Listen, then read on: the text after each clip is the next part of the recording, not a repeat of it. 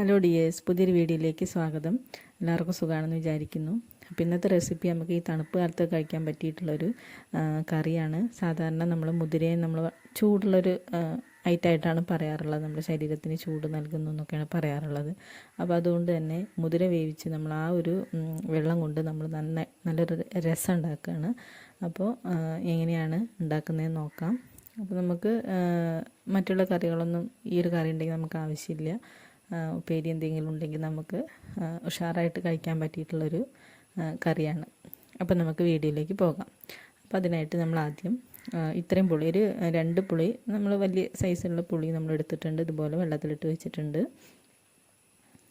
അപ്പോൾ നമ്മളൊന്ന് കുതിരാനായിട്ട് വെക്കുക. പിന്നെ നമ്മളൊരു ചീനച്ചട്ടി എടുത്ത് ഒരു 100 ഗ്രാമോളം നമ്മുടെ മുതിര നന്നായിട്ടൊന്ന് വറുത്തെടുക്കുക. ഏതാണ്ട് അതിങ്ങനെ ചൂടായി വരുന്ന സമയത്ത് ഇങ്ങനെ പൊട്ടാനൊക്കെ അങ്ങനെ തുടങ്ങും, ഒരു കളറൊക്കെ വ്യത്യാസം. അപ്പം നമ്മളത് അരിച്ച് നമ്മൾ കല്ലൊക്കെ ഉണ്ടെങ്കിൽ കളഞ്ഞതിന് ശേഷം നമുക്ക് കുക്കറിലിട്ട് നമുക്ക് 8 വിസിൽ നമുക്കിതൊന്ന് വേവിച്ചെടുക്കാം. അപ്പോൾ ഉപ്പ് വേണമെങ്കിൽ ഈ സമയത്ത് ഇടാം. വേവിച്ചതിന് ശേഷം അതിൽ വെള്ളം ഉണ്ടാവും. ആ വെള്ളം നമ്മൾ മറ്റൊരു പാത്രത്തിലേക്ക് മാറ്റി വയ്ക്കാം. മറ്റ് നമ്മുടെ മുതിര നമുക്ക് ഇനി തോരനോ അല്ലെങ്കിൽ കറിയൊക്കെ വെക്കാൻ നമുക്ക് വേറെ ഉപയോഗിക്കാം. അത് നമുക്ക് മാറ്റി വയ്ക്കാം. ഇനി നമുക്ക് ഈ ഒരു രസത്തിലേക്ക് വേണ്ടിയിട്ടുള്ള ഒരു അരപ്പ് തയ്യാറാക്കാൻ ഇത്രയും വെളുത്തുള്ളി എടുത്തിട്ടുണ്ട്. അതുപോലെ തന്നെ ഒരു പിടി പച്ചമല്ലി, അതുപോലെ ഒരു 1/4 ടീസ്പൂണോളം ജീരകം, അതുപോലെ തന്നെ കുരുമുളക് 1 സ്പൂണ്, അങ്ങനെ നമ്മൾ എടുത്തിട്ടുണ്ട്. ഇനി ഇത് നമ്മൾ നന്നായിട്ട് ഇതൊന്ന് ചതച്ചെടുക്കുക. മിക്സിയിലൊരു 2 വട്ടം കൊണ്ട് കറക്കി എടുത്താൽ മതിയാവും, അല്ലാതെ അരയണ്ട. ഈ ഒരു രീതിയിലായാൽ മതി. അപ്പോൾ നമ്മളത് അരച്ചെടുത്തിട്ടുണ്ട് കേട്ടോ. ഇനി നമ്മൾ ചെയ്യേണ്ടത്, നമ്മുടെ ചീനച്ചട്ടി ഇതുപോലെ വെച്ച് കൊടുത്തിട്ടുണ്ട്. കുറച്ച് വെളിച്ചെണ്ണ 2-3 സ്പൂൺ ഒഴിച്ച് കൊടുക്കാം. 1/4 ടീസ്പൂണോളം കടുക് നമ്മളിതിലേക്ക് ഇട്ട് കൊടുക്കുക. ഏതാണ്ട് അതിങ്ങനെ പൊട്ടി വരുന്ന സമയത്ത് നമുക്കിതിലേക്ക് 2 വറ്റൽമുളക് ചേർത്ത് കൊടുക്കാം. അത്യാവശ്യം എരിവുള്ള വറ്റൽമുളക് തന്നെയാണ്. അത് നമ്മളിതിലേക്ക് ചേർത്ത് കൊടുത്തിട്ടുണ്ട്. ഇനി ഒരു 2 കറിവേപ്പില അത് നമ്മൾ ഇതിലേക്ക് ഇട്ട് കൊടുക്കുക. തീ നല്ല കൂടി പോയിരുന്നു, അതാണ് ഇങ്ങനെ കളറായത്. തീ ഒന്ന് കുറച്ച് വയ്ക്കുക കേട്ടോ.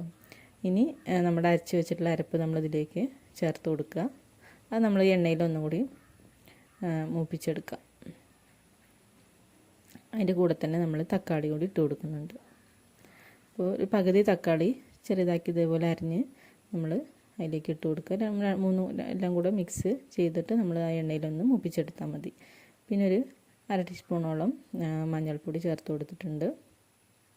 അതുപോലെ തന്നെ അധികം എരിവില്ലാത്ത മുളക് പൊടിയാണ്. എരിവുള്ളതാണെങ്കിൽ കുറച്ചുകൂടി കുറച്ചിടാം. കാരണം ഓൾറെഡി നമ്മൾ കുരുമുളക് ഇട്ട കാരണം എരിവുണ്ടാവും.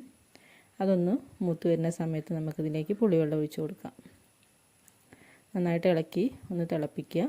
തിളച്ച് വരുമ്പോൾ സമയത്ത് നമ്മൾ മാറ്റി വെച്ചിട്ടുള്ള മുതിരയുടെ വെള്ളം അതിലേക്ക് ഒഴിച്ചു കൊടുക്കാം. അപ്പോൾ ആവശ്യത്തിനുള്ള ഉപ്പ് കുറവാണെന്നുണ്ടെങ്കിൽ ഉപ്പും കൂടി ഈ ഒരു സമയത്ത് ചേർത്ത് കൊടുക്കുക. ഏതാണ്ട് അതിങ്ങനെ തിളച്ച് വരുന്ന സമയത്ത് നമുക്ക് തീ ഓഫാക്കാം. കാരണം ഓൾറെഡി നമ്മൾ മുതിര വെന്ത വെള്ളമാണ്. അപ്പോൾ അതുകൊണ്ട് തന്നെ തിളച്ച് വരുന്ന സമയത്ത് ഓഫാക്കാം. ഒന്നുകൂടി ലൂസായിട്ട് വേണമെന്നുണ്ടെങ്കിൽ കുറച്ച് വെള്ളം നമുക്ക് ഈ ഒരു സമയത്ത് ചേർത്ത് കൊടുക്കാം. ഇത് ഇത്രയും പാകമാണ്.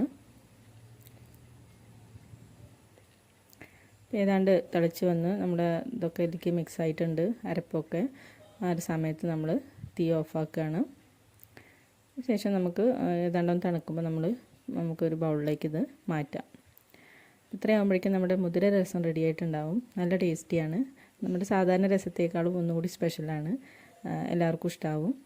ഒന്ന് ട്രൈ ചെയ്ത് നോക്കുക. നമ്മൾ തണുപ്പത്തൊക്കെ കഴിക്കാൻ നമുക്ക് ബെസ്റ്റായിട്ടുള്ളൊരു കറിയാണ് മുതിര രസം. ഹെൽത്തിയാണ്. അപ്പോൾ അതുകൊണ്ട് തന്നെ എല്ലാവരും ട്രൈ ചെയ്യുക. ഇഷ്ടമാവുമെന്ന് വിചാരിക്കുന്നു. ഇഷ്ടമായെങ്കിൽ ലൈക്ക് ചെയ്യുക, സബ്സ്ക്രൈബ് ചെയ്യുക. താങ്ക്